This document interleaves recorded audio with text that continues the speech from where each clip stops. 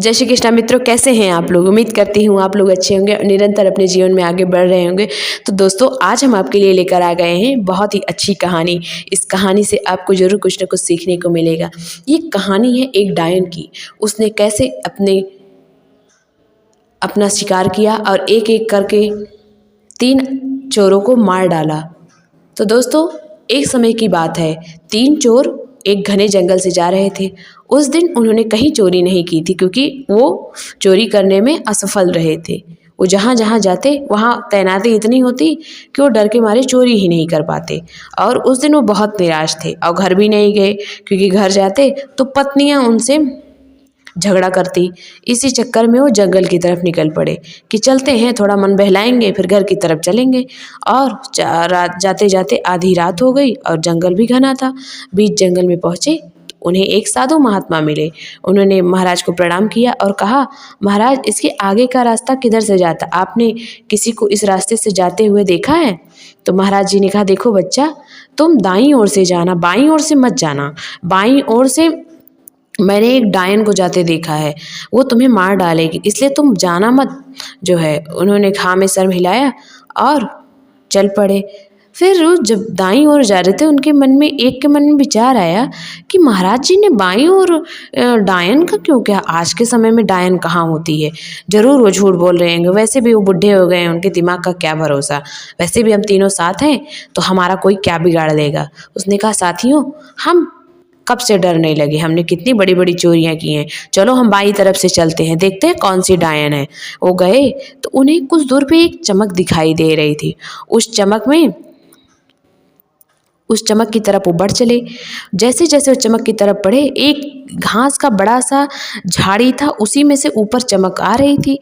उन्होंने घास हटाई और सब झालियाँ साफ की। तो उन्होंने थोड़ा मिट्टी हटाई तो वहाँ एक हीरे का घड़ा मिला, जिसमें हीरे, चांदी, सोने, पैसे सब भरे पड़े मिले।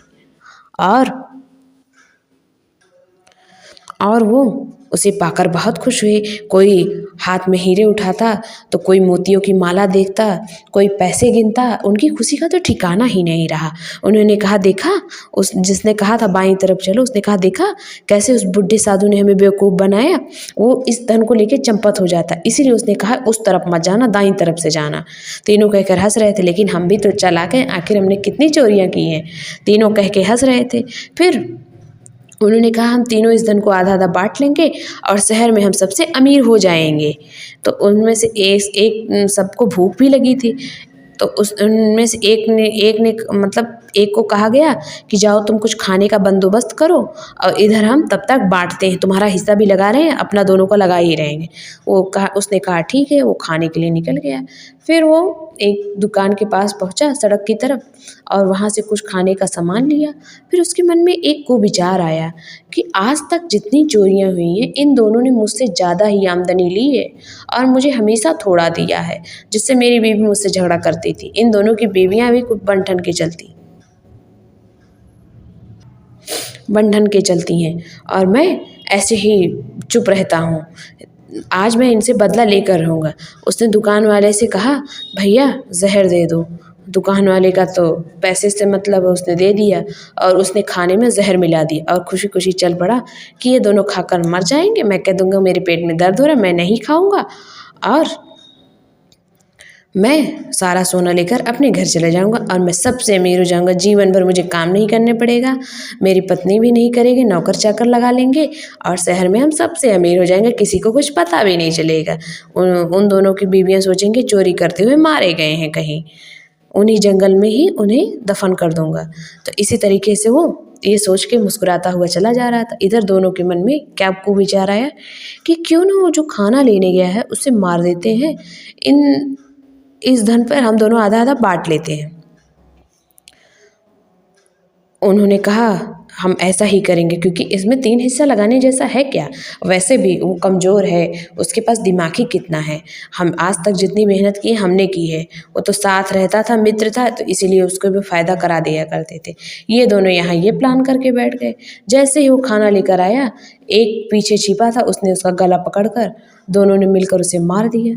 और जो खाना लाया था दोनों ने कहा ऐसा करते हैं, पहले खाना खा लेते हैं, फिर जो है धन आधा आधा बांट कर निकल लेते हैं, क्योंकि अब सुबह होने वाली है। उन्होंने जैसे ही खाना खाया, वो तो जहरीला खाना था, वो खाते ही मर गए और उस एक को तो पहले ही मार लिया था। तो दोस्तों, आपको एक बात समझ में आई? साधु महात्मा ने कहा था ना कि वहाँ डायन है, वो तुम तीनों को खा जाएगी। वो डायन कोई और नहीं, वो धन ही लालच रूपी डायन थी। आज उसी डायन के कारण ही तीनों मर गए, और आज वही डायन है जो लोग को जायज़ नाजायज़ ढंग से धन कमाना चाहती है। उसका परिणाम का परवाह भी कोई नहीं कर रहा है। धन तो उतना ही कमाना चाहिए जो रक्षा कर सके, और जिससे आपको रात की सुकून की नींद आ सके, ना कि खुद धन की रक्षा करनी पड़े। इससे मनुष्य का जीवन सुखी होने के बजाय दुखी रहता है। देखा जाए तो बहुत सारी धन संपत्ति डायन का ही काम करती है, जो कई परिवारों को खा जाती है और पता भी नहीं चलता। आपस में भाईचारा भी खत्म हो जाता है। ज़्यादा धन एक दूसरे के बीच में दरार पैदा करता है और भाई भाई को एक दूसरे के खिलाफ खड़ा कर देता है। ये जो बातें हैं ना, वो समाज को समझाने के लिए कही गई हैं। कहने का ढंग अलग अलग है। अगर आज वो तीनों मित्र आपस में धन बांटते तो शायद वो जिंदा रहते, लेकिन उनके मन में लालच आया, और अत्यधिक धन ही लालच का रूप धारण कर लेता है। तो वो डायन कोई चुड़ैल या कोई महिला डायन नहीं थी, वो धन रूपी लालची डायन थी, जिसने उन तीनों को खा लिया। मानव जीवन की सफलता का एकमात्र मार्ग सन्मार्ग ही है। आप अच्छे रास्ते पे ही चल के आगे बढ़ सकते हैं। ज्ञान द्वारा सन्मार्ग का निर्धारण करना होता है। तो दोस्तों, हमें जीवन में कभी लालच नहीं करना चाहिए। जो हमें मेहनत से हम कमाते हैं ना, वही हमारे काम आता है। तो इसीलिए आप अपनी मेहनत पूरे दिल से करिए। आज नहीं तो कल आपको अपनी मेहनत का परिणाम मीठा मिलेगा।